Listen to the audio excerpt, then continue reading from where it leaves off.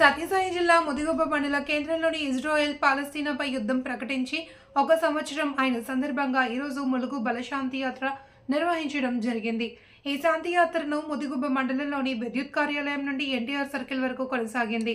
ఇప్పటికైనా ఇజ్రాయెల్ అధ్యక్షులు అలాగే పాలస్తీనా అధ్యక్షులు శాంతియుతంగా సంప్రదింపులు జరిపి మరణ హోమం జరగకుండా యుద్ధాన్ని నిలిపివేసి అమాయకమైన ప్రజల ప్రాణాలను కాపాడాలి అని కోరడమైనది. ఈ కార్యక్రమంలో సిపిఎం సత్యసాయి జిల్లా కార్యవర్గ సభ్యులు నరసింహులు, ముదిగుబ్బ సిపిఎం మండల కార్యదర్శి ఆటో పెద్దన్న, సిఐటియు మండల కార్యదర్శి బండల వెంకటేష్, ఆవాస్ కమిటీ మండల కార్యదర్శి బాబ్జాన్, కాంగ్రెస్ మండల నాయకులు, రైతు సంఘం నాయకులు పోతలయ్య, రంగమణి, మహబూబ్ బాషా, వీరనారప్ప, రామచంద్ర, చాంద్ బాషా, బాబు, చర్మన్, ఫఖరుద్దీన్, అజ్మత్ బి రహీం, మొహమ్మద్ రఫీ తదితరులు కార్యక్రమంలో పాల్గొన్నారు.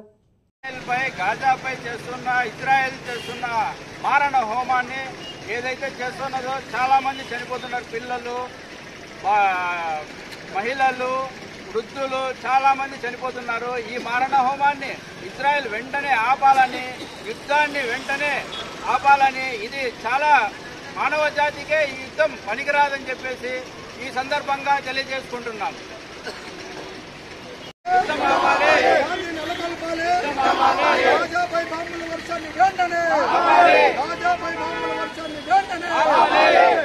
ఈరోజు గాజాపై యుద్ధం జరగబట్టి సంవత్సరం గడిచిపోయింది ఈరోజు.